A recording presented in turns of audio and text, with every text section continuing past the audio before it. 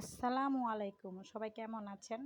আলহামদুলিল্লাহ আমি ভালো আছি। আপনারা নিশ্চয়ই সবাই ভালো আছেন আল্লাহর রহমতে। আজকে আমি আবার একটা ৩টা ডিমের কেক নিয়ে চলে আসলাম আপনাদের মাঝখানে, একটা চকলেট কেকের টিউটোরিয়াল নিয়ে। এখানে আমি ৩টা কেকের ফোম করে নিয়েছি, ৩টা ডিমের। এই যে ফোমটা দেখেন পারফেক্ট হয়ে গেছে। যখন আপনি 8 লিখবেন দেখবেন যখন ফোমটা চুপসে না যাচ্ছে তখনই বুঝতে পারবেন আপনার ফোমটা পারফেক্ট হয়ে গেছে। আমি চকলেট এসেন্স দিচ্ছি আমার পরিমাণ মতন, আপনারা 1 চা চামচের মতন দিবেন। যে আমি চামচের মাপটা দেখিয়ে দিচ্ছি, 1 টেবিল চামচ। আমি আমার পরিমাণ মতন দিয়ে নিচ্ছি, আপনারা মেপে দিবেন যারা নতুন আছেন।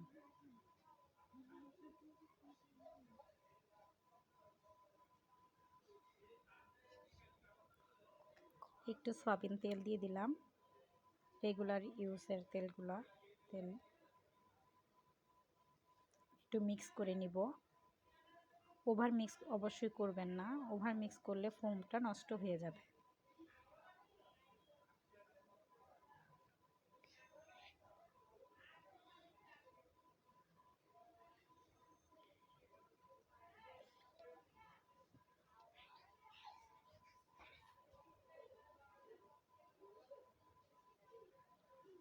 এখন আমি কিভাবে মিক্স করছি, সেম এভাবে মিক্স করে নেবেন। যখন পুরো কালারটা মিক্স হয়ে যাবে, চকলেট ইমালশন দিয়েছি, এটা মিক্স হয়ে গেছে। এখন আমার মিক্স করা শেষ। এখন আমি ময়দা, বেকিং পাউডার, 1 চিমটি লবণ এগুলি দেব, চেলে একসাথে দিয়ে দেব।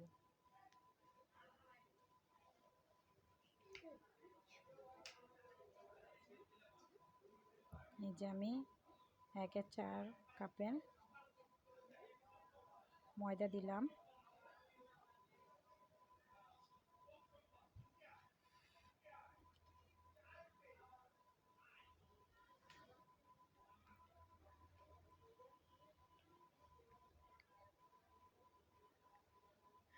আমি ডাইরেক্ট চেলে নিচ্ছি, আপনারা আগে চেলে নেবেন। আমি তো সবসময় করতে করতে অভ্যস্ত, তাই আমি এইভাবেই নিচ্ছি।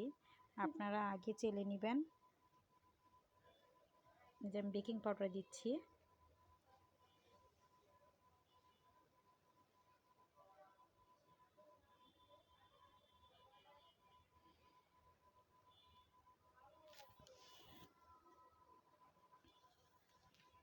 এক চিমটি লবণ দিলাম,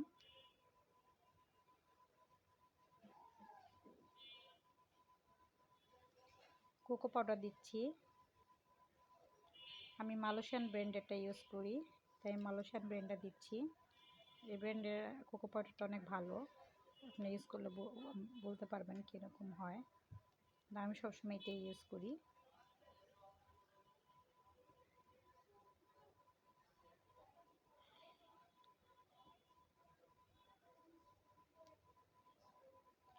পরে সুন্দর করে আস্তে আস্তে ঘুরিয়ে ঘুরিয়ে মিক্স করে নেবেন।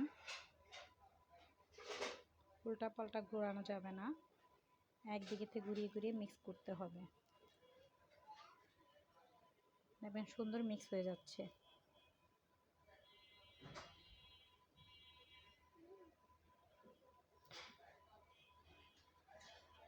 দেখুন আমার মিক্সচারটা সুন্দর মিক্স হয়ে যাচ্ছে।